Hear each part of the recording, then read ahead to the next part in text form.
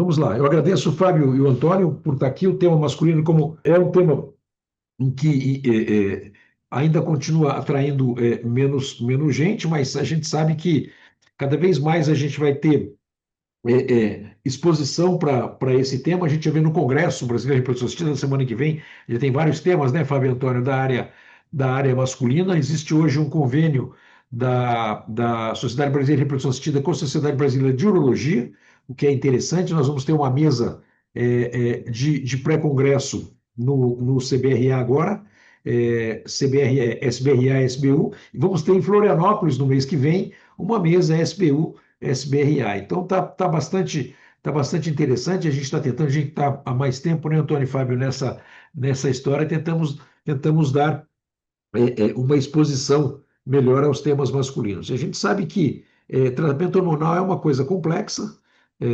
difícil. O Fábio e o Antônio vão contar isso daí para a gente, porque muitas vezes a gente abordar esse tema pode ser, isso que eu espero que vocês falem, pode ser caro, demorado e talvez não tão eficiente, mas seguramente tem indicações bastante específicas. Então, quem começa, Daniel? Fábio? Aqui rapidinho. Então vamos lá, vamos dar início ao nosso Juno Club do Fert Group. Hoje o Dr. Fábio Pascoalotto, que é médico especialista em endologia e microcirurgia, e diretor da Conception Centro de Reprodução Assistida. Ele vai falar sobre o manejo hormonal da infertilidade masculina, o que a prática clínica mostra. E para debater, hoje a gente tem o Dr. Antônio Tavares, que é médico especialista em reprodução humana assistida no Vida do Fert Group. Muito obrigada pela presença de ambos. E a palavra é sua, doutor Fábio. Pessoal, em primeiro lugar, é um prazer estar falando com vocês num assunto que eu acho muito interessante. É sempre um prazer estar com o Edson e rever o Antônio. Já faz um tempo que a gente não se vê, não conversa junto, não conversa. E com a Dani sempre é um espetáculo a gente estar presente junto. A gente sempre aprende um monte toda vez que a gente vai dar uma estudada. Essa é a grande verdade. Eu acho que tem uma grande verdade. Uma grande coisa sempre quando eu recebo o convite da Dani ou do Edson é que eu acabo tendo que estudar algumas coisas que muitas vezes a gente acaba não estudando. A gente pode fazer na prática clínica, mas muitas vezes sempre tem algum detalhe bom que a gente sempre aprende. Essa é a grande verdade, esse é o grande X da questão. Por isso que é sempre bom me convidarem, porque eu sempre fico contente na hora de dizer, pá, agora eu vou ter que dar um jeito. Bom, não tem problema, porque eu vou estudar, eu vou aprender alguma coisa de bom, eu vou sair ganhando com essa história. Ainda mais quando tu vai debater um assunto interessante, que é o que a gente faz de manejo hormonal na prática clínica. A grande verdade, eu acho que o Edson foi muito feliz quando ele colocou, que é o seguinte, pessoal, cada vez mais a gente encontra homens com uma piora na qualidade seminal, né? E cada vez mais a gente vê isso. Cada vez mais a gente vê pessoas tentando investigar a parte masculina, porque estatisticamente 50% das causas de infertilidade são masculinas e 50% são femininas. E a gente sabe que a qualidade seminal tem piorado ano a ano. Tem vários estudos mostrando isso, desde a época do Auger e do Joanet, mostrando, comparando o banco de sêmen de 1930 a 1990, aquela piora importante, desde o estudo, agora recente, em 2017, mostrando que houve uma piora ainda maior na qualidade seminal. A gente, como urologista, começa a pensar que a gente tem que melhorar essa qualidade seminal até para tentar entregar um espermatozoide melhor para o ginecologista, para ele fazer o trabalho de reprodução assistida, ou para que o paciente consiga engravidar em casa. E aí, um dos grandes X da questão, que muitas vezes a gente deixou de lado, foi o manejo hormonal do homem. E por que isso? E por que é importante? Porque hoje em dia ela é totalmente fragmentada e ela é limitada a uma análise seminal. Esse é o manejo da infertilidade masculina. Falta, às vezes, uma estratégia melhor de avaliação e muitos homens, às vezes, ficam até sem um tratamento adequado, ou então a gente começa a fazer vários tratamentos empíricos. Então, está na hora de a gente começar a entender um pouco melhor esse homem. E aí se começou a investigar um pouco melhor a parte hormonal. Quando a gente se pensa de uma maneira geral em eixo, hipotálamo, hipófise e gônada, é muito semelhante ao homem e a uma mulher. Tem um hipotálamo, tem a hipófise e tem a gônada. Se por acaso a gônada não está funcionando bem, se o testículo não está funcionando bem, evidentemente existe uma retroalimentação a nível de hipotálamo e hipófise que vai fazer com que a pessoa tenha um aumento na produção de FSH. Se porventura o testículo está funcionando bem, a pituitária está funcionando bem, mas o hipotálamo não está mandando estímulo, certamente eu vou ter diminuição, então, dos níveis hormonais lá de cima, e a gente vai chamar isso de hipogonadismo hipogonadotrófico. existe uma transformação periférica da testosterona em estradiol na gordura periférica, e o importante dizer isso sim, que muitas vezes a gente acaba deixando de lado, e que a gente vê isso infelizmente no consultório, homens usando testosterona adoidado, o pessoal vai para academia, não está nem aí, usa testosterona adoidado e esquecendo de um fator importante, que é o seguinte, a testosterona intratesticular, ela tem que ter uma concentração 300 vezes superior à testosterona, à concentração de testosterona sérica. Para que isso? Para que eu consiga produzir um espermatozoide de boa qualidade. Na hora que eu uso uma testosterona exógena, o que meu organismo interpreta? Eu não preciso mais fazer com que o testículo produza testosterona. Então vai fazer com que o FSH baixe, o LH baixe e a testosterona sérica vai lá embaixo. E isso faz com que o testículo do homem comece a diminuir a produção de espermatozoides e diminua, consequentemente, o tamanho testicular. Se for de acordo com o passar do tempo, muitas vezes pode até nem mais produzir espermatozoides. Hoje mesmo, o que faz uma hora que eu tô no meu consultório, saiu um paciente daqui me dizendo: Olha, Fábio, eu detectei um tumor de testículo nele, eu operei o tumor de testículo dele, congelei sêmen antes. E aí ele me falou: Fábio, meu análise seminal nunca foi muito boa. Eu usei no passado testosterona porque eu tinha uma testosterona. Eu usei no passado testosterona porque eu tinha uma testosterona baixa. Será que isso pode ter influenciado? O menino tem 32 anos de idade, pessoal. Aí eu perguntei para ele: Mas vem cá, quem é que te deu testosterona? Tu com que idade tu tinha? Aí eu tinha uns 28, 29 anos, eu não era nem casado. Mas quem é que te deu testosterona? Ninguém te falou que podia piorar a produção de espermatozoides? Não, ninguém me falou nada. Então, assim, isso é uma coisa importante, tá? Para alertar que isso acaba causando um monte de complicação quando a gente pensa na qualidade seminal. Ah, eu vou começar a nossa conversa falando a respeito dos guidelines, tanto da AUA quanto da ASRM, da Associação Americana de Urologia, quanto a Associação Americana de Medicina Reprodutiva, que eles fizeram um guideline em conjunto, falando, e eu vou especificar apenas a parte hormonal e a gente vai dissecar um pouco melhor. Olha só, o que fala nos guidelines e depois nós vamos falar o que a gente faz, acaba fazendo na prática diária. Olha o guideline, o statement número 38. O paciente que apresenta hipogonadismo hipogonadotrófico, esse é aquele paciente que tem uma diminuição da produção hormonal lá a nível de hipotálamo, ele deve ser avaliado para determinar as etiologias do porquê que está acontecendo e tratar de acordo com o diagnóstico. Depois nós vamos falar que muitas vezes esse paciente pode ter uma síndrome de Kalman, aí ele vai apresentar anosmia junto, ou ele pode ter até uma alteração a nível de hipófise, um microadenoma de hipófise. Às vezes ele vai ter que ser operado por causa disso. Mas cada vez mais os medicamentos, eu vou mostrar para vocês, eles acabam melhorando quando a gente tem hipogonadismo hipogonadotrófico. Os medicamentos como a bromoergotriptina, a cabergolina, acabam tendo bons resultados, mas depois a gente fala. Mas esse é o statement do ASRM, do AAA. Pacientes com hipogonadismo hipogonadotrófico devem ser avaliados para determinar a etiologia e tratar de acordo com a etiologia. Isso é uma coisa óbvia. Se eu tenho um problema, eu vou ter que tratar de acordo com o problema, eu vou atrás da solução, entendendo onde é que está acontecendo aquele problema. Statement número 39. Todos os médicos, os clínicos, eles podem usar inibidores da aromatase. Inibidor da aromatase, pessoal, ele serve para a gente, existe na gordura periférica a transformação de testosterona em estradiol. Então, aquele homem obeso pode ter uma diminuição da quantidade de testosterona, mas não porque não está produzindo tanto, mas porque ele está convertendo em estradiol. E isso faz com que exista ou possa existir uma piora na qualidade do ejaculado. Então, nesses homens, a gente pode usar um inibidor, então, da aromatase, a gente pode utilizar HCG, a gente pode utilizar moduladores dos receptores estrogênicos seletivos, ou a gente pode até utilizar essa combinação nos homens com baixa testosterona. O que eu quero dizer? Eles não falam em usar testosterona quando a gente tem baixa testosterona. Eles falam que a gente pode utilizar inibidor da aromatase para diminuir essa conversão periférica, a gente pode usar o HCG, ou a gente pode até usar uma compilação de alguns outros produtos, como, por exemplo, citrato de clomifeno, para que a gente tenha uma melhor quantidade de testosterona, aumentando a produção de espermatozoides. Mas não utilizar testosterona. Olha o statement número 40. Para aquele homem interessado na futura fertilidade, a monoterapia com testosterona não pode ser utilizada. Ponto. Eu espero que essa nossa conversa, né, Edson, para quem está ouvindo aqui, nunca pense em utilizar isso. Nunca. Proibido. Não pode utilizar. tá? Isso dá efeitos deletérios e muitas vezes irreversíveis. Muitas vezes uma pequena quantidade de testosterona pode dar problema. Eu não sou contra a testosterona. Tem homens que precisam, mas não aquele que pensa na fertilidade.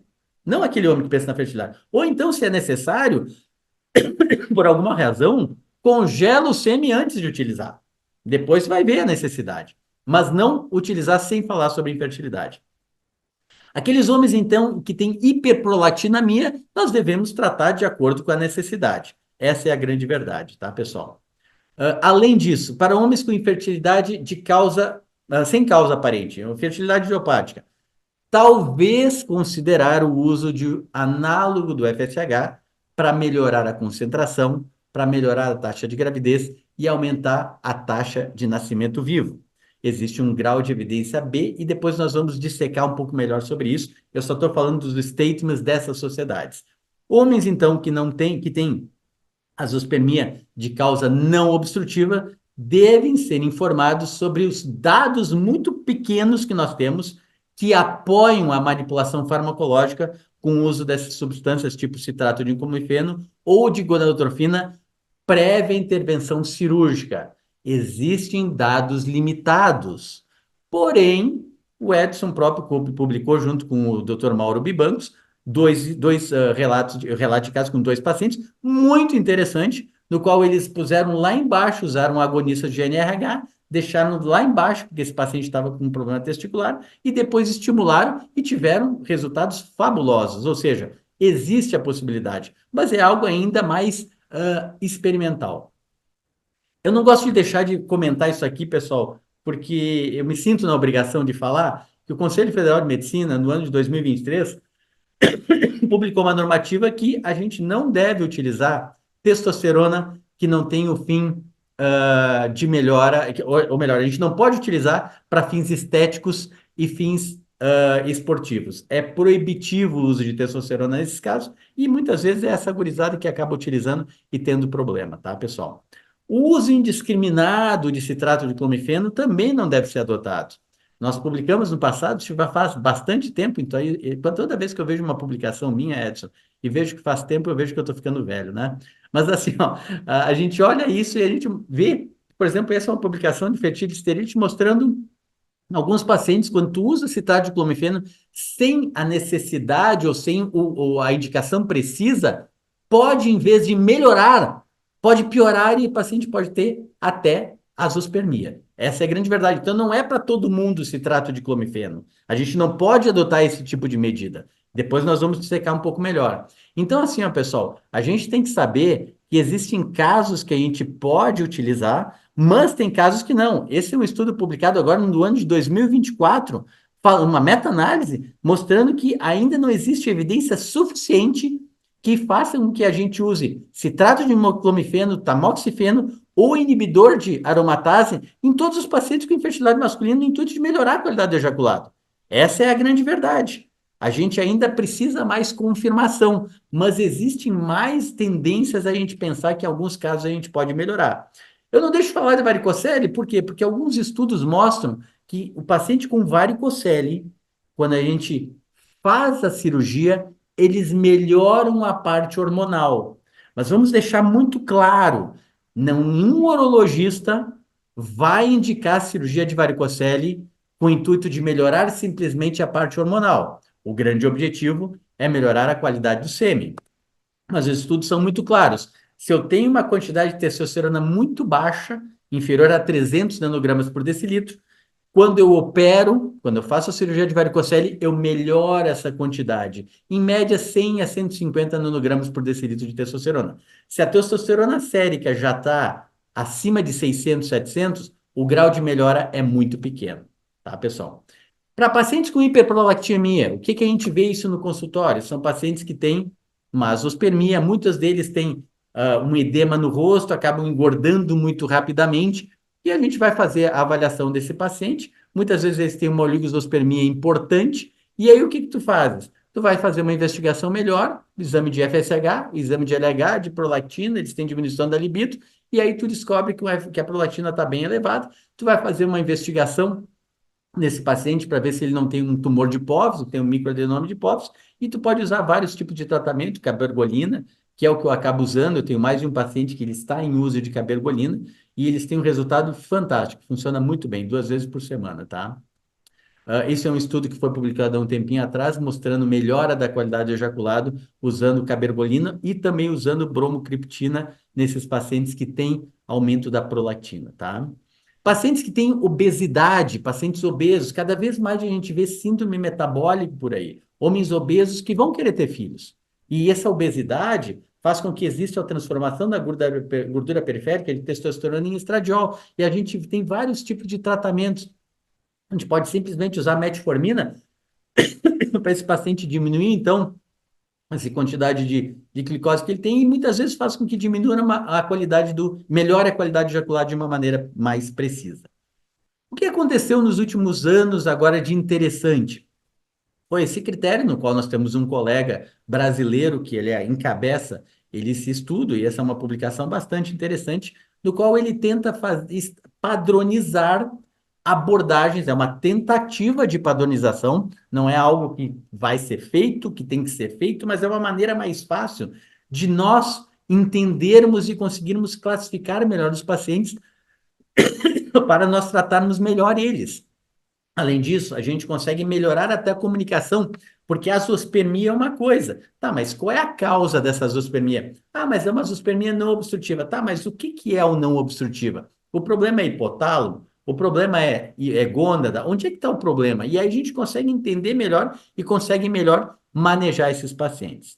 E aí se divide basicamente em 5 categorias nesse critério. A primeira categoria é aquilo que eu falei para vocês, o hipogonadismo hipogonadotrófico. É esse paciente que tem uma deficiência na ação, na secreção da gonadotrofina. Ele tem uma falência gonadal importante. Esse paciente tem níveis de FSH-LH baixos. Esse paciente tem uma testosterona baixa. Ou seja, o problema é central. O problema é lá em cima, é hipotalâmico. E aí ele não tem produção de FSH, não tem produção de testosterona. Ele tem um espermograma com uma azospermia via de regra. E o tratamento que a gente pode fazer? Basicamente, existem 2 tipos de hipogonadismo hipogonadotrófico. Ele pode ser congênito ou pode ser adquirido. Se ele for congênito, o que eu uso? Eu uso FSH e HCG. A gente pode até usar um citrato de clomifene como boas respostas, mas via de regra a gente acaba usando o FSH e HCG. Se for adquirido, geralmente a gente usa o HCG. E aqui está um pouquinho mais fácil para vocês entenderem os tipos de tratamento, protocolo que pode ser feito, o regime de tratamento. Quando for congênito, o que eu uso? HCG de 2.500 a 5.000, mais FSH recombinante, 150 unidades por 6 a 12 meses. Pois é, esse é o grande problema. 6 a 12 meses usando essa quantidade de medicamento. É uma quantidade que não é pequena, é uma grande quantidade de medicamento. Se tem alguma coisa que a gente pode falar sobre o critério Afrodite, é sobre a quantidade de tratamento e de medicamento que esses pacientes têm que usar. Se o paciente engravida, ótimo, muito bom. Se não engravida, às vezes tem que fazer também uma fertilização in vitro. Se começou depois, se foi um hipogonadismo hipogonadotrófico que aconteceu, não foi congênito, foi depois, a gente usa, às vezes, uma dose um pouco mais baixa de HCG. Eu, na minha prática diária, como eu não estou conseguindo HCG, não sei se vocês conseguem mais fácil, eu tenho usado o Ovidrel. Eu divido uma ampola de Ovidrel em 3 porções e uso essa ampola dividida na semana, tá? É uma quantidade boa de HCG e isso faz com que eu tenha bons resultados. Eu tenho vários pacientes, não nessa categoria de pacientes, que eu consegui reverter, principalmente naqueles pacientes que usaram testosterona, não tiveram uma melhora na produção de espermatozoide quando pararam testosterona. Eu tenho usado HCG e, em alguns casos, quando não melhora, uso FSH recombinante, tá? É uma dose elevada, é um custo elevado, sim, mas traz bons resultados. A segunda categoria, então a primeira é o hipogonadismo hipogonadotrófico. A segunda categoria já é o hipogonadismo funcional. Os parâmetros seminais eles estão alterados, mas interessantemente, o FSH e a testosterona estão normais. Então não é teoricamente um hipogonadismo baseado em números, não é bioquímico. O FSH e LH estão normais, a testosterona está normal e esse paciente tem uma azospermia. Então nesse paciente sim, talvez, desculpa, o uso do FSH seja interessante para melhorar a produção de espermatozoides. Esse sim é interessante usar. Bom, mas de novo, é uma grande quantidade, no mínimo 4 meses. O que eu uso? Eu uso por duas aplicações semanais, 150 unidades de FSH, no mínimo 3 a 4 meses, e reavalio o espermograma. Se o paciente ele quer ter os espermatozoides para uma fertilização, 3, 4 meses depois eu peço o espermograma. Já tem espermatozoide, eu congelo esse sêmen. Porque muitas vezes, principalmente, sendo bem honesto com vocês, esse paciente que está usando testosterona em grande quantidade, é aquele paciente enorme que não consegue passar pela porta, tá? É um cara com tração nas 4 rodas, ele é grande pra caramba. Chega aqui dizendo, pois é, doutor, eu quero ter filho. E aí tu diz, cara, tu está usando testosterona em excesso, tem que parar. Para a testosterona, vamos reavaliar daqui a um tempo para ver como é que ele fica. Esse camarada viveu a vida inteira com uma quantidade grande de testosterona. Ele não tem um nível fisiológico. Esse camarada tem um nível suprafisiológico. Esses dias, Edson, chegou um paciente aqui no meu consultório, o cara era campeão brasileiro de bíceps, 9.000 de testosterona total, tá? Então, esse camarada, se eu tiro a testosterona desse cara, esse cara não consegue engatinhar. Então, às vezes, nesse caso, a gente pode não esperar muito tempo, mas já entrar com FSH, porque esse cara precisa, eu preciso estimular ele a ter produção de testosterona, porque esse cara não vai aguentar. No que ele produz uma testosterona e se sente melhor, bom, usei HCG, usei testosterona, usei FSH, já tem um pouco de espermatozoide, 4 meses, congela o sêmen e se ele precisar, ele volta para testosterona, porque ele não está aguentando mais. Esse pessoal chega a um ponto que eles estão acostumados com um nível muito alto de testosterona na vida deles, eles não conseguem mais voltar atrás. O hipogonadismo bioquímico é um pouco diferente. É um paciente que tem FSH e LH normais, mas tem uma testosterona baixa. Ele tem uma testosterona baixa. E também pode ter uma azoospermia. Esse paciente, sim, como ele tem uma testosterona baixa, a gente pode começar com HCG para começar a estimular a produção e depois ir direto para FSH. E aí vem algumas questões. Quando é que funciona? Será que uma técnica de microdissecção testicular eu tenho dados para mostrar que pode melhorar? Sim, alguns estudos mostram que se nós tentarmos usar ou FSH ou até FSH recombinante, a gente pode encontrar mais espermatozoides numa técnica de microdissecção testicular. Mas não é sempre isso, e depois nós vamos mostrar um estudo do pessoal da Itália, que não é todo paciente que vai ter um resultado positivo.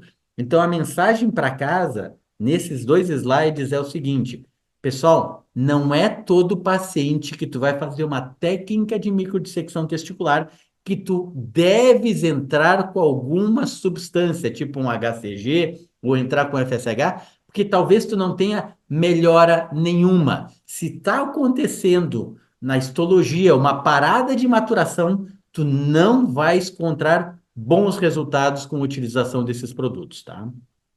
O quarto grupo, que é o hipogonadismo hipergonadotrófico, esse paciente tem baixa testosterona, tem uma azoospermia e tem uma FSH e LH aumentados. Esse paciente a gente sempre começa com HCG, porque olha só, ele tem um FSH aumentado. Se eu der FSH direto, não vai dar certo. Para que o FSH o que que é? Eu costumo dizer para os pacientes, ele é um treinador de futebol. Se o time está mal, não está produzindo espermatozoide, o testículo é ruim, adianta trocar o treinador? Eu tenho que trocar o time, mas não tem como trocar o time. Então não adianta eu estar usando o FSH em grande quantidade. Porque se ele já tem um FSH aumentado, ele só vai estressar ainda mais o testículo. Ele não está respondendo ao FSH. Então não adianta eu começar direto com o FSH. Eu tenho que usar um HCG para talvez dessensibilizar esses receptores do FSH e aí baixando o FSH, aí sim eu poderia utilizar o FSH na sequência, mas não direto. Isso não vai funcionar. E aí começam algumas meta-análises, como por exemplo esse estudo bastante interessante, que ele mostra que nem sempre essa terapia hormonal pode melhorar as taxas de encontrar espermatozoides em pacientes com hipogonadismo hipergonadotrófico. Muitas vezes, quando o problema é testicular, tu pode não encontrar mais espermatozoides usando testosterona, usando HCG ou FSH. Essa é a grande verdade. Existem algumas situações. Paciente que tem parada de maturação não vai funcionar, ponto final. O resultado vai ser muito precário, muito pequeno, tá, pessoal? Eu coloquei apenas alguns dados aqui para vocês verem que realmente muitas vezes não funciona dependendo de onde que está acontecendo a situação, tá, pessoal? A grande verdade é que a gente cada vez mais procura alguns fatores de impacto para predizer qual é o paciente que a gente pode encontrar algum benefício do uso de gonadotrofinas, tá, pessoal? Mas em todos os estudos, mesmo nessas meta-análises, a gente encontra que uma cirurgia de varicocele no passado talvez seja alguma coisa benéfica para esse paciente como fator preditivo positivo de encontrar espermatozoide, mas se porventura tiver uma alteração histológica, talvez a gente não melhore. Esse estudo aqui do pessoal do Foresta e do pessoal do Ferlin, depois tem estudos do Garola, que aliás o Garola vai nos presentear com algumas aulas agora no próximo Congresso Brasileiro de Urologia. Ele deixa muito claro que pacientes que têm parada de maturação, a utilização de FSH, nós não vamos conseguir melhora nas taxas de captação de espermatozoides nesses pacientes. Então, de uma maneira geral, pessoal, a gente pode utilizar, sim, testosterona, a gente pode usar, melhor dizendo, HCG em muitas quantidades de pacientes, mas nesses pacientes que têm baixa quantidade de elevada quantidade de FSH, se eu entrar com FSH direto, eu só vou estressar meu testículo e não vai funcionar. Então eu tenho que entrar primeiro com HCG e eu vou avaliar no futuro. Se baixar o FSH desse paciente, eu até posso usar de novo um regime de FSH, também 2 vezes ou 3 vezes por semana, por 6 a 12 meses. Eu não uso 6 a 12 meses, eu uso 4 meses e avalio o espermograma e vejo o que que ele quer. Tem espermatozoide? Quer congelar e depois fazer fertilização? Tudo bem. Eu tenho condições porque eu quero tentar engravidar em casa, continua com o tratamento, tá, pessoal? E esse é o paciente que tem infertilidade idiopática, que compreende até de 15 a 40% desses pacientes, tá? Esse é um paciente que tem uma espermatogênese diminuída, mas ele tem níveis normais. Ele tem parâmetros normais seminais, ao contrário dos demais anteriores, ele tem parâmetro seminal normal e tem exames normais de FSH, de testosterona, de LH e o espermograma normal. Nesse caso, aí sim eu posso começar FSH. Olha a diferença desse para o paciente anterior. O paciente anterior compreende mais ou menos 10% de todos os pacientes que têm azoospermia. Esse aqui é um paciente que tem FSH normal. Eu posso iniciar o FSH. Eu não devo esperar, eu já posso iniciar. Nesses pacientes talvez eu tenha um bom resultado, tá? Eu geralmente começo com 150 unidades, 2 vezes ou 3 vezes por semana, dependendo do paciente, e aí eu uso por 3 meses e reavalio lá na frente. Tá, pessoal? Então, a grande verdade é que nós temos como fazer, nós temos como melhorar isso. Por outro lado, não é todo paciente com alteração hormonal que eu simplesmente devo utilizar hormônios. Essa é a grande verdade.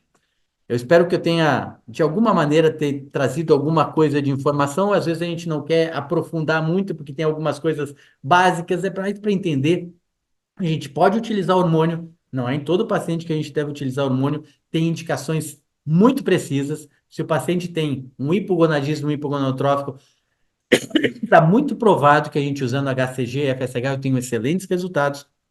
Muitas vezes até só com HCG, mas geralmente HCG e FSH eu tenho excelentes resultados. Se esse paciente tem um FSH aumentado, não adianta eu usar citrato de clomifene, não adianta eu usar um FSH direto, porque eu só vou estressar ainda mais o meu testículo, vai ser muito pior para ele. Se porventura esse paciente tem níveis normais de FSH, eu posso sim começar a utilizar o FSH. É uma terapia que não vai ser em conta, não vai ser barata, mas muitas vezes esse paciente quer encontrar uma resposta se eu pode produzir espermatozoides ou não. Ele não quer partir para um sêmen de doador. E é nesse paciente que a gente pode ter um bom resultado. Muito obrigado pela oportunidade.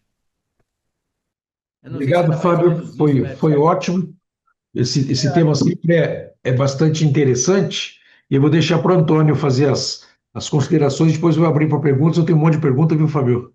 Então se prepara aí, que são dúvidas mesmo, para aprender um pouco com você de verdade. Aham, Antônio, tá bom. muito obrigado, Fábio, mais uma vez. Antônio, por favor, a palavra é tua. Ô, Fábio, realmente é um tema assim, bastante rico, né?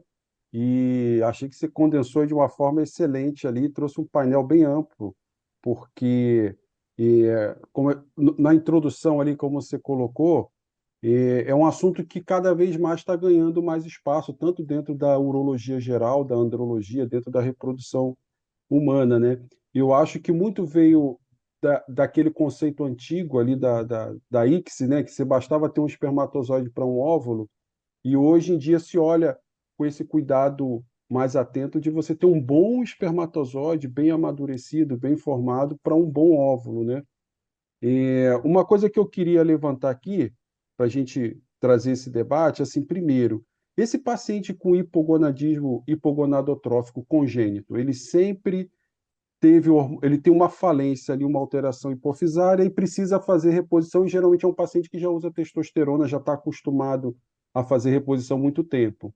E nesse caso, como você colocou, apesar de ser um tratamento caro e demorado, os resultados são muito bons, porque a princípio o testículo é saudável, né? Assim, a Exatamente. capacidade do testículo trabalhar normal, só está faltando combustível ali hormonal. E nesses Esse é casos, o Fábio, melhor paciente, né, Antônio? Esse é é o o melhor melhor paciente de paciente, todos eles. Esse é aquele que tu sabe que vai funcionar. Ele só ele. tem que ter bala na agulha para pagar o tratamento. Mas, assim, esse é o que vai funcionar.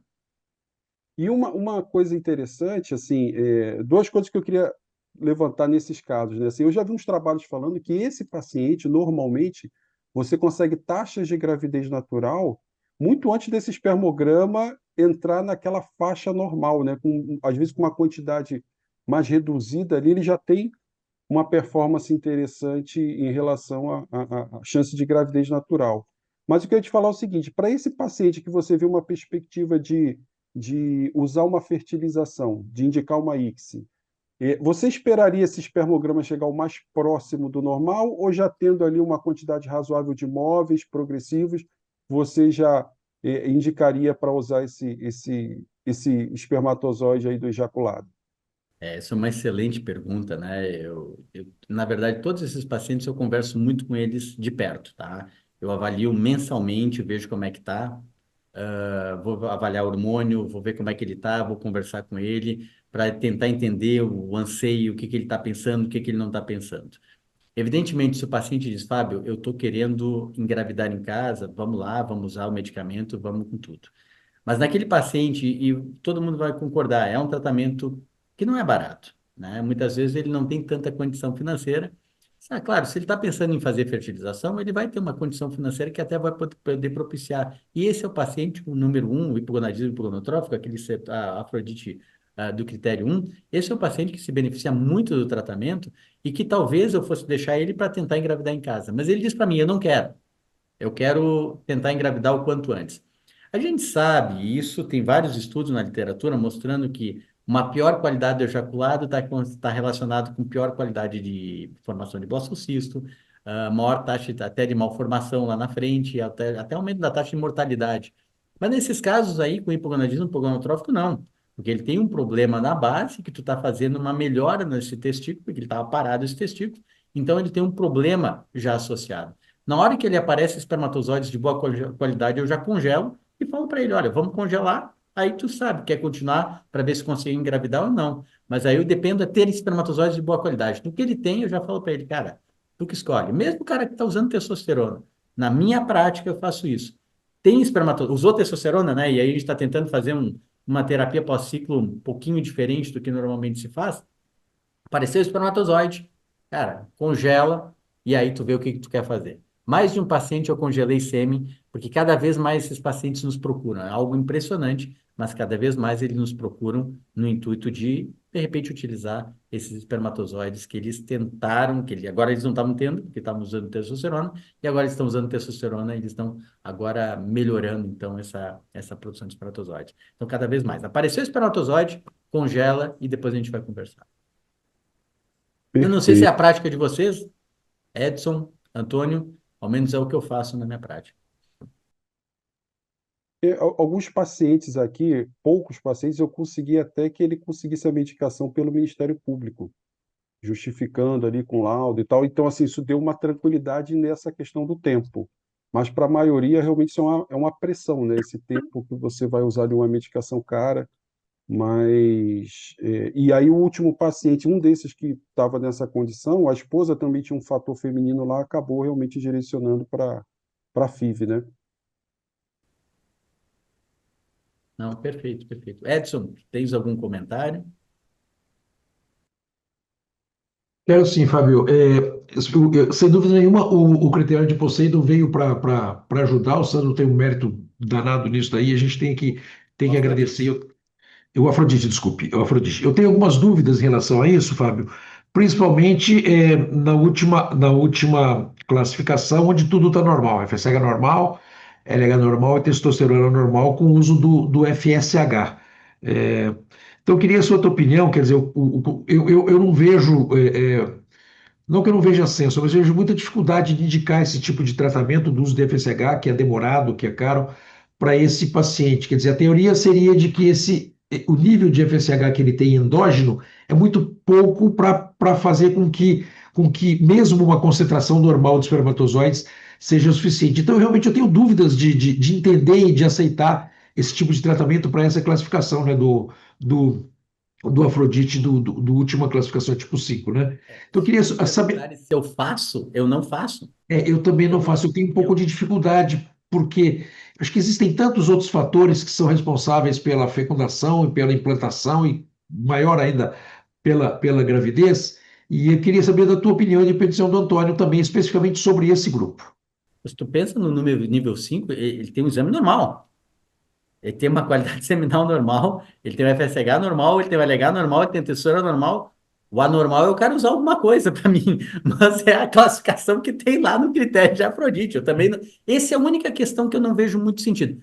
Eu estou tentando melhorar, tá, mas tu tá acreditando que o percentil 5 é ruim? Todo mundo sabe que a gente usa o percentil 5, mas o ideal não é o percentil 5 nós usarmos, é um percentil mais lá na frente, nos critérios da Organização Mundial da Saúde. Mas é o critério que muitas vezes a gente usa, tá? Mas então vamos aumentar, tá? Mas até que ponto? Se já está considerado normal, vamos aumentar o quê? É a mesma coisa que dizer para a mulher, tá tentando engravidar? Tô. Tá, tu tem controle, tu tem o controle da ovulação, tá tudo normal? Então vamos aumentar o número de ovos, tá? Mas vou aumentar o número de óvulos numa ovulação? Isso tá bom aquele óvulo. Talvez não faça tanto sentido assim. Eu não uso, no nível 5 eu não uso nada. Eu não... Agora, para os demais, demais níveis, eu tento utilizar alguma coisa assim. A não ser que tenha uma biópsia de testículo mostrando realmente parar de maturação. Aí não. Aí eu paro por ali, porque eu sei que não vai funcionar, porque alguma coisa está no meio da transformação ali, na transformação de espermátide em espermatogônio, mas principalmente cito 1 e cito 2, se está parado ali, a chance de conseguir melhorar é muito pequena. E você, Antônio? O, eu acho interessante porque, assim, o início ali da apresentação do Fábio foi muito legal, que ele voltou ali atrás naquele padrão que a gente tinha de estudos antigos, que você tinha um nível de normal, né, um fator de corte ali de concentração de espermatozoide de 60, 80 milhões, era um nível muito mais alto do que hoje. Além de você ter esse percentil 5, realmente a gente vê uma queda de quantidade.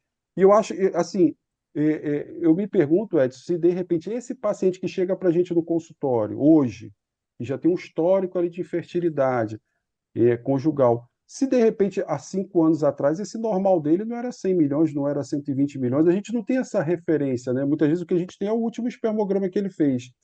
Então, assim, eu acho que para esses pacientes, e aí eu acho o grande mérito desse critério de Afrodite, é você realmente criar recursos para você estratificar o perfil de cada paciente e tentar ver. E acho que à medida que o tempo for passando, a gente vai ter mais informações e dissecar melhor isso aí. Mas, por exemplo, para esse paciente que tem um perfil mais metabólico, esse paciente que tem um perfil de síndrome metabólica mesmo, é um paciente mais inflamado, eu acho que você tentar usar ali um clomifeno dentro de um critério ali selecionando bem esse paciente, a gente vê que em muitos casos você aumenta a quantidade de móvel progressivo, você aumenta a concentração. Então, assim, eu acho que dentro de uma, como o Fábio falou, individualizando, né? Aquele casal que está ali tentando um tempo mais, uma gravidez espontânea, uma paciente jovem que tem uma idade ainda que dá um conforto ali naquele acompanhamento, eu acho que a gente tem uma janela boa para pensar nisso quando essa margem também do FSH permite, né? Quando essa janela ali você tem uma concentração média inferior ali, eu acho que você ainda teria um espaço para poder avaliar bem esses pacientes. Ed, se me permite, eu queria fazer uma pergunta para você também. Essa assim, a gente vê das outras questões endocrinológicas, né, essa questão da dessensibilização de receptores, para esse paciente que tem um FSH cronicamente alto, né? E a gente considerando assim que a gente entende que a natureza ali do parênquima testicular muitas vezes ele é heterogêneo, né? Você tem áreas que vão ter um padrão predominante, mas você tem áreas que têm outro padrão histológico que às vezes até permite esse desenvolvimento final da espermatogênese. É, esse mecanismo do reset hormonal ali, de você, de repente, entrar com uma testosterona para poder zerar as gonadotrofinas por um tempo e deixar aquilo ali voltar a ter uma sensibilização. Você acha que dentro desse critério aí ele poderia ter um espaço para poder entrar essa terapia nesse perfil de um paciente mais jovem, de um casal mais jovem? Desculpe, na verdade, nesse trabalho, e foi uma ideia do Mal, a gente fez esse bloqueio testicular com análogo agonista. Isso não é novo. Isso, há algum tempo atrás, muitos anos atrás, foi publicado e a gente quis testar. Isso foi empírico, sem dúvida Acho nenhuma. que foi É, até o Garola que eu, publicou, né, Edson? oi? Acho que foi o Garola até que publicou, Eu né? acho que sim, exatamente. Há muito tempo atrás foi uma tentativa, é empírico, foi uma coisa não convencional, Antônio, mas eu não me convenço muito disso. Eu sou um pouco cético em relação ao tratamento medicamentoso. Porque, em primeiro lugar, é, a gente não sabe, que isso que volta a pergunta para vocês dois, quais são as funções subcelulares do espermatozoide. Quando a gente está vendo concentração, motilidade e morfologia, a gente está vendo essa característica celular. E a gente sabe que isso, de longe, não é o que vai caracterizar esse espermatozoide quanto à sua função reprodutiva. A gente sabe que tem publicação de melhora da fragmentação do DNA, isso foi uma outra discussão, com o uso do FSH ou FSH recombinante. Mas eu acho que isso tudo é muito pouco. O que eu penso, e é uma opinião bem pessoal, e que a gente continua entendendo muito pouco. A gente sabe, por exemplo, que homens vasectomizados que faz reversão e tem muito poucos espermatozoides engravidam, e sabe que o homem com 100 milhões não engravida, e sabe daquela clássica curva de produção espermática das 7 ondas da espermatogênese, que um dia esse homem tem 300 milhões, outro dia ele tem zero. Então, talvez por essa variabilidade biológica da produção espermática, eu vejo essa dificuldade. Eu acho sim, voltando à tua pergunta, Antônio, que numa situação em que você queira tentar justamente isso que você colocou muito bem, no paciente jovem, você fazer um reset, um testículo, pode funcionar.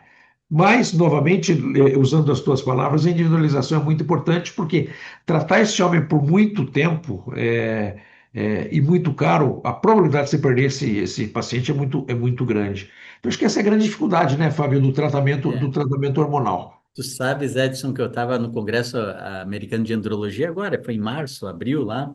Tá todo esgualepado com essa perna, mas mesmo assim eu fui para lá. Aí foi interessante porque teve um dos autores do Afrodite deu uma aula sobre critério Afrodite e o Paul Turek da Universidade da Califórnia estava lá na plateia, estava ouvindo lá. Quando acabou a palestra eu não me lembro, eu acho que era dinamarquês, ele disse, olha aqui, ó, é muito interessante, mas não vai funcionar. Por quê? Lá na América não funciona, é muito caro isso. Nenhum paciente vai ficar esperando um ano para tentar achar alguma coisa, ele vai embora antes disso. Além de ser caro, as mulheres não vão aguentar. Essa é a verdade. Mas a ideia é interessante, vamos deixar bem claro. Se o paciente ele quer fazer alguma coisa, e muitas vezes ele precisa, hipogonadismo, hipogonadotrófico, o que que eu vou fazer? Ou eu pego o sêmen de doador, ou eu faço isso. Ele vai fazer, ele não tem escolha. O paciente com azoospermia, poxa, se ele está afim de fazer alguma coisa, vai lá. E hipogonadismo, hipogonadotrófico, o Antônio falou bem claro, funciona muito bem.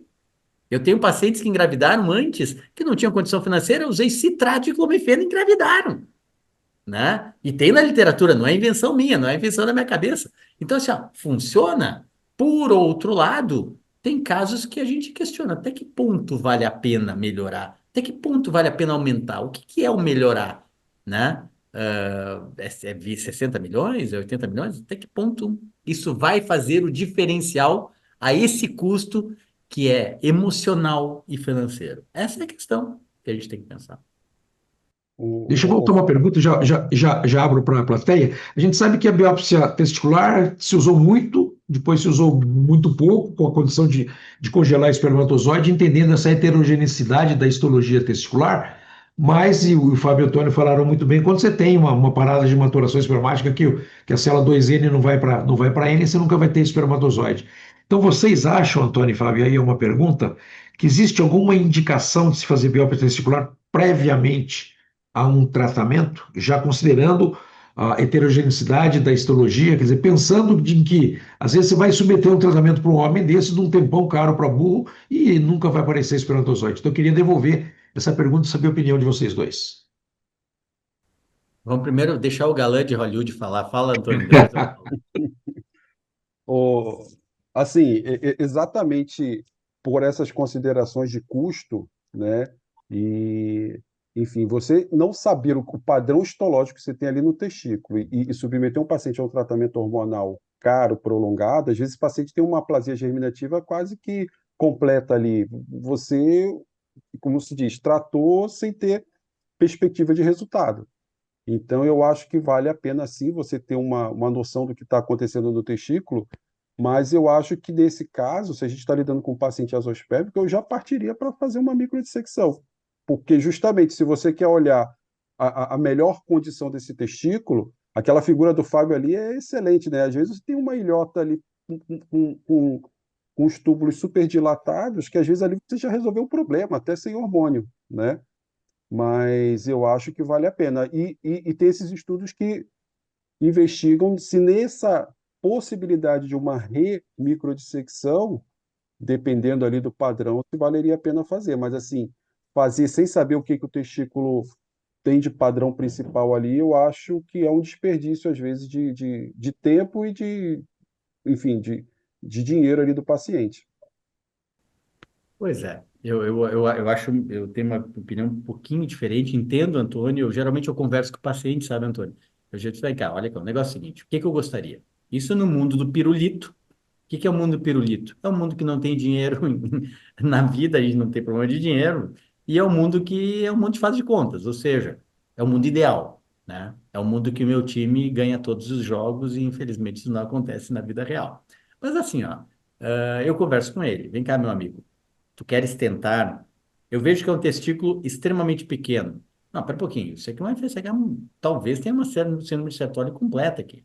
Talvez não encontre nada. O que que tu acha de a gente fazer uma pequena punção só para ter uma ideia do que eu encontro? Até porque uma biópsia de testículo, e todo mundo vai concordar comigo aqui, um testículo em muitos desses pacientes é heterogêneo, é um mosaico.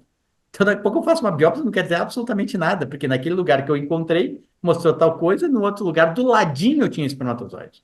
Então, às vezes é um pouco complicado a gente se basear nosso tratamento em apenas uma biópsia. Estatisticamente, tu faz uma biópsia hoje, 20, daqui a um pouco, e tu encontra espermatozoide, tu faz uma biópsia daqui a 6 meses, tu não encontra espermatozoide. 20% das vezes acontece essa discrepância. Então, nem sempre tu vai encontrar espermatozoides numa biópsia e tu pode considerar isso. Então, isso eu converso com o paciente, olha, tu queres tentar alguma coisa ou queres que eu tenha uma ideia um pouco melhor? Que também não é certeza, não é absolutamente certeza nenhuma, né? Bah, Fábio, eu queria ver se tentava alguma coisa maior. Bom, se eu vejo que é um testículo muito grande, geralmente, via de regra, esses pacientes que têm parada de maturação têm FSH muito normal. Aí, nesse caso, sim, é o que eu acharia interessante fazer. Mas eu converso com ele também. Se eu não encontrar ou que eu encontrar, cara, daqui um pouquinho, não quer dizer absolutamente nada, né? Então, é muito pessoal, é muito de conversar. Na minha opinião, eu converso muito com os pacientes e vejo o que é melhor para ele. Eu tento mostrar os dados que eu acho e mostro para ele. E tu fazes o que, Edson? Eu não faço a biópsia, Fábio. Eu acho que é difícil por essa heterogeneidade. Quer dizer, seria bom se a gente tivesse uma certeza, mas eu concordo com o Antônio. Quer dizer, partir para uma microdissecção, eu acho que é mais rápido, mais certeiro. Nem que você tenha que repetir, nem que você tenha que fazer bilateral. Eu normalmente faço unilateral, por excesso de zelo mesmo, mas eu vou para a microdissecção. Deixa eu colocar um comentário aqui do Oscar, que foi muito perspicaz. Obrigado, Oscar. Oscar colocou aqui que o papel original, Afrodite, é sponsor by Merck, bem como 7 dos 11 autores. Então, Oscar, fala, dá o teu comentário aí, por favor. Não, porque o grupo 5 realmente todo mundo tem muita dificuldade de explicar, né? Então eu não consigo entender também. Então, assim, a gente nunca sabe até que ponto tem um conflito de interesse de quem está escrevendo, né? Eu acho que a gente, como médicos aqui e adeptos da academia e da ciência, a gente tem que sempre usar essas lentes importantes na hora de interpretar o que a gente está lendo, né? Era só isso. Obrigado, Oscar. Tem outra pergunta do Isso não é, chat. Oscar. Desculpa, não, Oscar, o Oscar vai concordar comigo. Senão a gente vai usar hormônio para tudo que é coisa. Passou na frente tentando engravidar, toca o hormônio do cara. Não é bem assim também, né, tia? É. Não, eu acho que muita coisa ali faz sentido, Fábio, mas o grupo 5 realmente parece que foi aquele assim, ó, não tem o que fazer, põe aí que dá hormônio, É. quem sabe, né? É. Tem outra pergunta no chat para o Marcelo perdão, para o Antônio e para o Fábio, do Marcelo Aranha. Ele fala aqui o seguinte: existe necessidade de fracionar a dose de Ovidrel?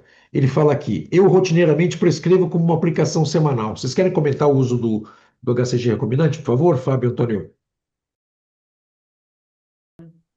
Eu Eu, geralmente uso fracionado.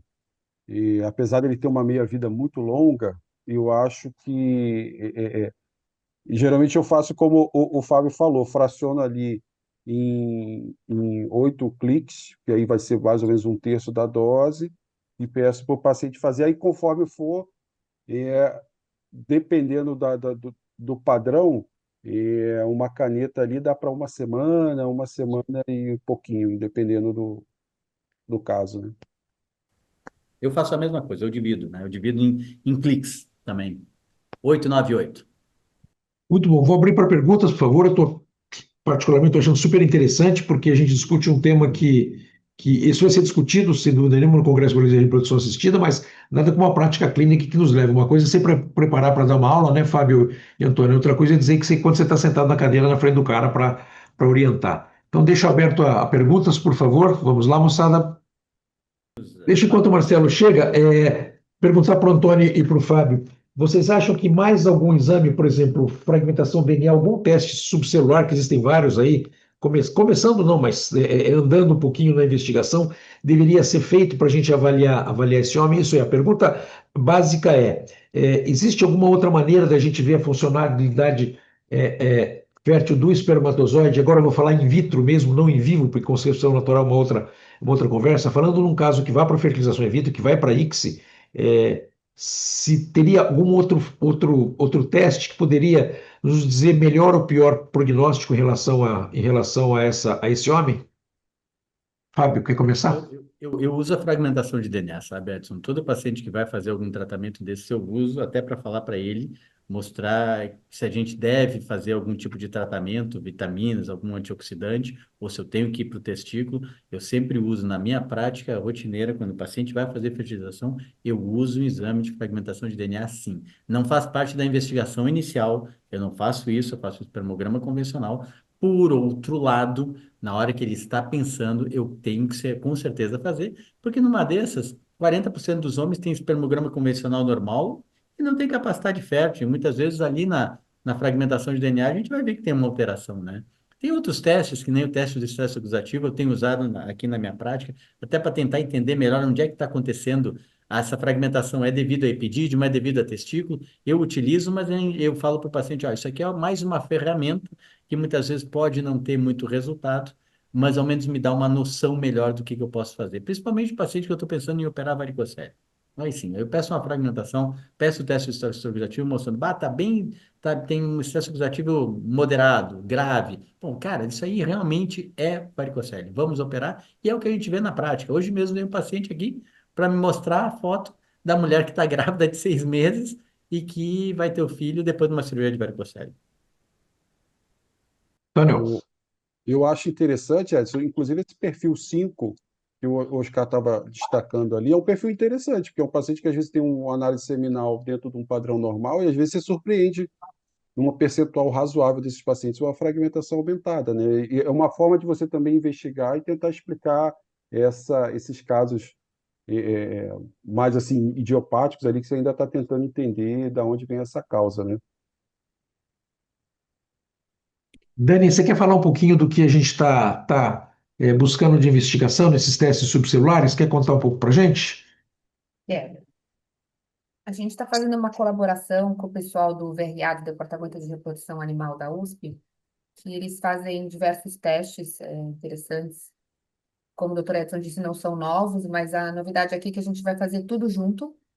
Então, na mesma amostra seminal, fragmentação, saúde da mitocôndria, membrana e microbiota do plasma seminal e tentar correlacionar isso como a gente vai pegar amostras de pacientes submetidos a FIV, ICSI, e a gente vai tentar correlacionar saúde do acrossoma, diversos testes subcelulares, com o desfecho dos ciclos. Então, com a implantação e gestação.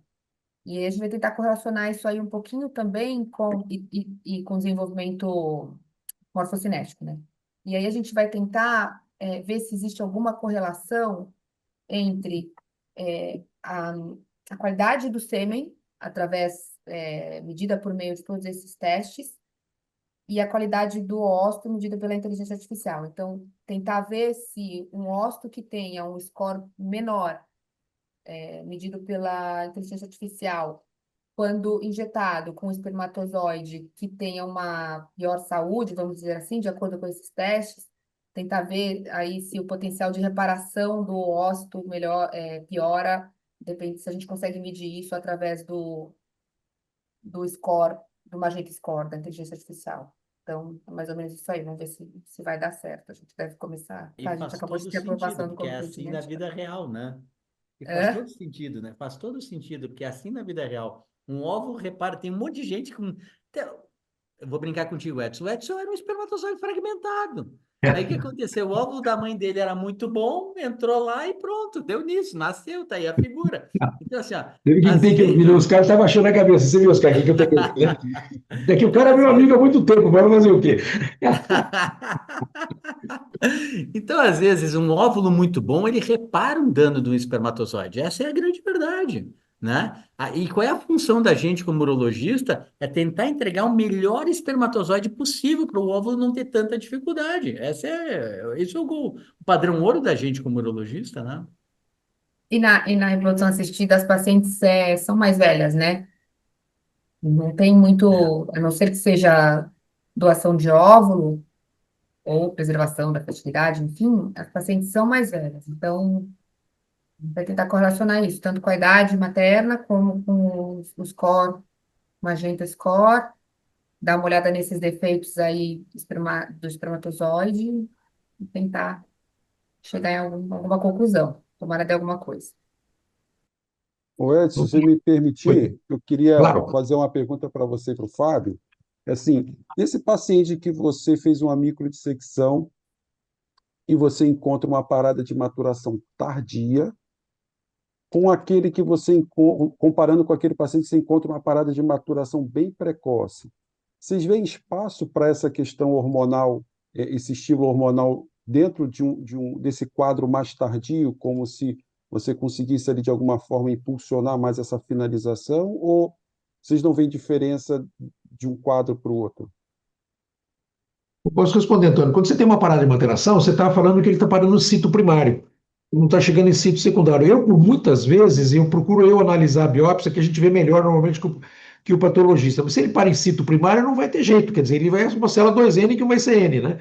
Se você tem a oportunidade de você achar uma espermátide, sem dúvida nenhuma ele passou, né? Ele cruzou do 2N para o N e talvez tenha esse espaço. Então eu não vejo muita diferença quando você tem realmente uma parada de maturação, e normalmente, na imensa maioria, é em situ primário, de dar remédio, porque não vai para frente, essa célula não vai para ter alguma coisa aí genética que impediu essa história. Mas, ao mesmo tempo, voltando na biópsia embrionária, a gente está tirando um pedacinho do mundo muito grande do testículo, né? Essa, novamente, falando dessa heterogeneidade da histologia testicular é imensa. Então, mesmo que se tenha uma parada de maturação, puxa vida, será que isso acontece em todo o testículo? Por isso que eu acho difícil o tratamento hormonal, sabe? Eu acho muito difícil, porque a gente não está sabendo o que a gente está vendo, né? Eu particularmente, acho muito complicado tratar hormonalmente o homem, porque eu acho que a gente está dando tiro no escuro na imensa maioria das vezes. Queria saber do Fábio, não sei se eu te respondi, Antônio, mas queria saber do Fábio. A diferença, até fazer o diagnóstico em parada de maturação tardia, às vezes é difícil, porque é muito rápido ali, né? Precoce é um pouco mais fácil, tu consegue fazer o diagnóstico mais fácil do que tardia. Bom, eu concordo, é uma tentativa para fazer alguma coisa naquele paciente, principalmente azospérmico, que tu não sabe e o paciente diz, eu não quero utilizar sêmen de doador. Essa é a grande coisa. Vamos tentar alguma coisa, vamos tentar padronizar. E a ideia da padronização eu acho muito interessante, isso é inegável, né? O motivo pelo qual a ideia é interessante. Agora, se realmente tem bons resultados, aí são outros 500, né? Agora, a ideia disso aqui é tentar fazer alguma coisa para o paciente também dizer, eu tentei. E eu acho que isso é muito válido. Mas quer um tiro no escuro? Com certeza, é muito diferente de fazer um estímulo da ovulação que tu está controlando o que que tu está fazendo. Ali não. Ali tu não tem ideia. Já começa pelo padrão histológico testicular. Que às vezes ele de um lado, de um jeito, ele é um mosaico. Num lugarzinho tem espermatozoide, no outro não tem. Aí no lugar tem uma parada. Tanto é que as taxas de recovery numa captação de espermatozoides em pacientes com parada de maturação variam de 30% a 70%. Mas o que você está falando? 30% a 70% é muita coisa, é muita discrepância. Uma janela ampla, né? É uma janela muito grande, então por que tu não entende direito? Essa é a verdade, né? Tu entende muito bem em sertolicel. Ah, tem alteração, mas provavelmente não vai encontrar. Bom, muito bem. Agora, em parada de maturação, mas às vezes é uma tentativa de fazer alguma coisa, e por isso que eu não acho de todo ruim, na minha concepção, para o paciente dizer, eu também estou tentando, querida. Deixa eu tentar fazer alguma coisa para tu ver que eu estou do teu lado. Às vezes até é um troço mais emocional, e se der certo, deu certo, pronto. Mas desde que ele entenda isso, né? Eu acho que desde que a gente coloque tudo e fale tudo com o paciente, explique tudo, o que que pode acontecer, muitas vezes é válido. Pessoal, muito obrigada. Obrigada, doutor Fábio, pela excelente apresentação, por estar presente mais uma vez aqui com a gente. Obrigada, doutor Antônio. Obrigada, doutor Edson. Só lembrando que no dia 16 de outubro a gente tem o nosso próximo Juno Club, vai ser bem bacana. A gente vai ter aí o Startup, falando de inovações, com a moderação do Santiago Monet. Então, não percam, no próximo dia 16. E é isso. Obrigada, pessoal. Muito obrigado Obrigada, pela Fábio. Obrigada. oportunidade. Obrigado. Sempre bom conversar e aprender aqui com vocês. Muito obrigado. Obrigado, pessoal. Boa noite. Muito obrigado. Tchau, tchau. Tchau, tchau. Obrigado, boa Tchau, noite. tchau, tchau.